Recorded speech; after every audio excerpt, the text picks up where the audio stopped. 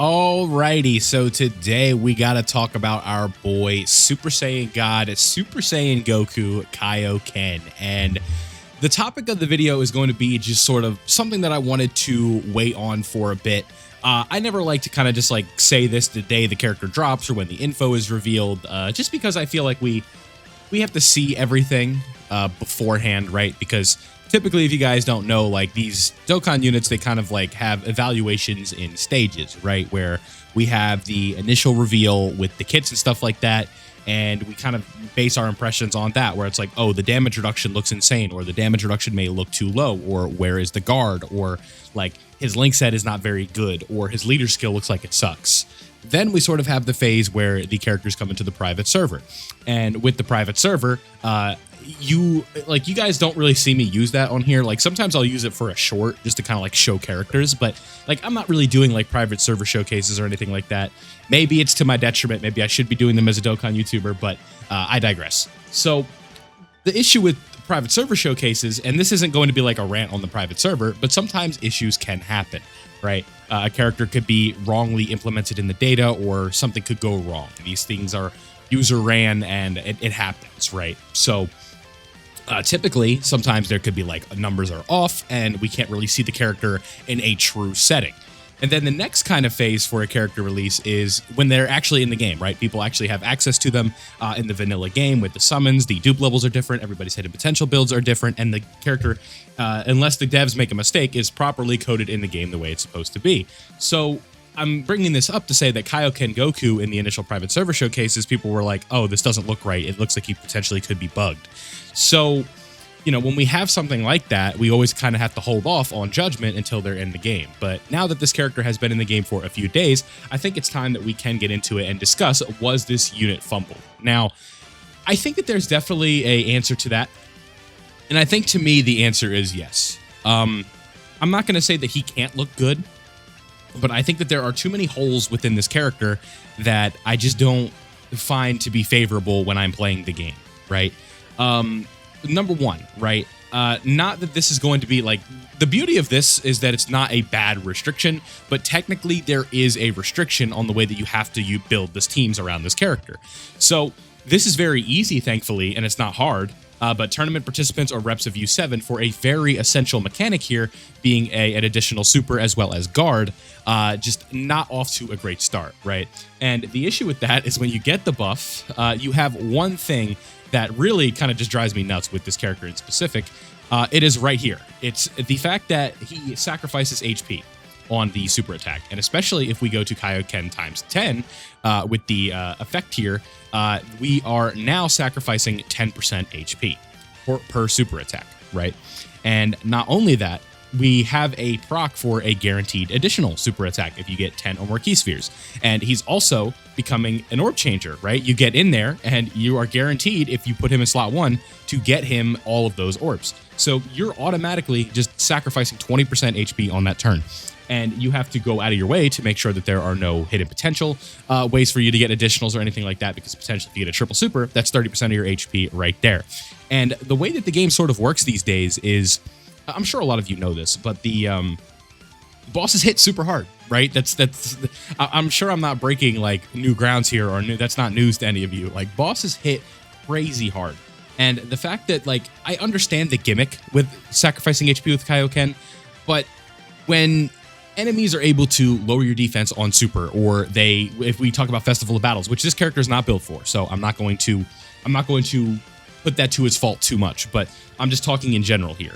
When there's enemies that are having these normal attacks that are just one-shotting some of the best characters in the game, all things considered, right? Like Super Saiyan 4 Goku, even after stacking for 50, 60 turns, can still just get one-shot by Tech Vegeto's normals if you don't play your cards right or stack properly, right? So when you have that and these normals are hitting that hard, characters just actively taking away your HP is not what you were looking for, right?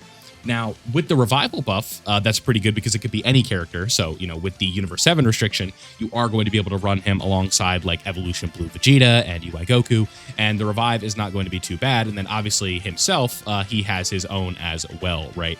Having his own revival is nice as well. But again, having to rely on that can be a bit frustrating. So when you have a character whose numbers are not that impressive, he has active kind of ways to work against you, and kind of figuring out the way that he has the way that the history of the Golden Week characters have went, I just don't think that this character is good enough. And again, I don't like to come on here and be negative and complain and say like, oh, is this the worst unit we've ever seen? Absolutely not. Does this unit have utility with a good team, with like tournament participants, reps being versus 7? Yes, you guys can see the character is on 18 categories here. That's obviously helpful, but he needs to be better. Now, what we could kind of talk about here in specific is just sort of like other Golden Week characters that have come out recently, right, over the last couple of years. If we go to tournament participants, we could talk about most of them right here. Now, again, this is just going to be hyper-focusing on this specific slot. So in 2022, this is as far, we're going to go back to 2022. Well, we could even talk about 2021 really quickly. The GT Goku and GT Vegeta were very good releases. GT Vegeta aged very well. GT Goku was also very good. Looking at Super Saiyan Goku and Exchange Gohan, the Goku portion of this character was extremely frustrating, but Gohan himself had an extremely high defensive ceiling, and this was just overall a fun character. There was really no doubt about them being bad. Just Goku himself just had a really annoying mechanic here where you had to super first before you could dodge. And, you know, when you have like a character like this where you kind of want to have that dodge and stuff like that, you really want to be able to put them in slot 1, but this character just did not work that way, right? It was sort of like the way that Pan worked, Tech Pan, where she would lose it after she supered, I think it was, or it was before. She had an effect. I can't remember it off the top of my head, but she I guess I can pull her up real quick, but she would do like a thing where she had damage reduction and then it would go away, right? It would go away real quick. So where is our girl Tech Pan? Here we go. Where are we at here? So when attacking, yeah, as the first attacker, damage reduction before attacking. Yeah, so after, right? So after she super, she'd lose it, right? So after she did that, it would just be a bit frustrating, right? So that is something that you have to kind of keep in mind. So this guy, just a very annoying mechanic, but Cell, he also was pretty damn good. Really kind of needed multiple enemies to see him at his best, but all things considered, a pretty good release. And then you go to 2023, and then we had just a really, really good Golden Week, right? Like, all things considered here, this World Tournament Goku, I was definitely, like, on the soapbox saying he was the best TUR, especially post-revive, like, with the GT duo. This guy was absolutely insane. And then Ma Jr., to this day, Piccolo Jr., still in his like desired role, is absolutely the best World Tournament character in the game. So he has his own usages and he's still crazy, right? Like he's still really, really good at what he's supposed to be doing. So this was a really good release. And on top of that, it wasn't just the fact that he was good in World Tournament, he was also good elsewhere, right? This guy would have a lot of damage going and he really could just on like a ceiling turn was absolutely crazy. And then you have the next year with Super Saiyan 3 Goku and Majin Buu, and you guys know how those characters aged. Super Saiyan 3 Goku still usable in short form content. Majin Buu, we still see him around on teams where you can kind of run him off leader skill. You get the revive going. You use his Ghost Usher. He still absolutely has utility in this game to this day. So it kind of begs the question, considering if you just go to the character next to him and we look at our boy Hit, we go over here. And it's just like, yeah, this Hit is very, very, very impressive. But then you go to this Goku and you're like, he's just okay. And for Golden Week, the standard that this TUR has been is that these characters, when they release, are basically the best TURs in the game when they come out. 2022 was a bit of a case because of just how damn good Ginyu was and how they sort of, Dokkan sort of manufactured that character to just be in such a good situation, which is what they should do, by the way, when they do these Dokkan Fest TURs, where it's like, okay, this guy doesn't really have a team. Let's make a team out of this banner, right? Where it's like, here's Raccoon and Goldo, here's Jason Birder, here's Ginyu, right? And then free-to-play LR EZAs, have at it, right? The Ginyu Force team is actually crazy. Like, this is really what this should have been for, like, Universe 6, where it's like, you know, maybe you get, like, I understand why they didn't do this, but, like, if they had 2 banner units and then they just made Universe 6, like, the best team in the game that works around Hit, not the best team in the game, but one of the best teams in the game, right? Where Hit is sort of your focal point, i.e. what they did with Ginyu.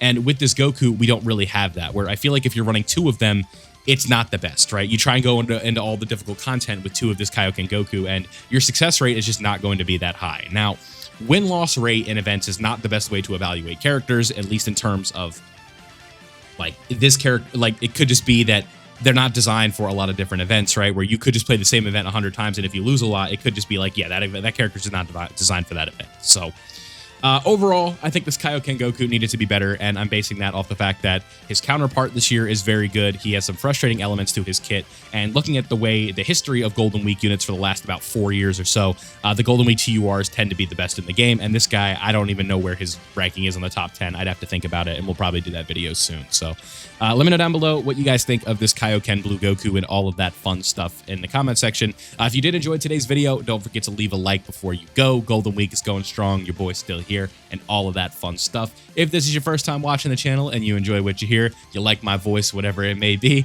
don't forget to subscribe before you go. I would greatly appreciate your stay. Thank you guys for watching. I hope you enjoyed, and I'll see you all in the next one.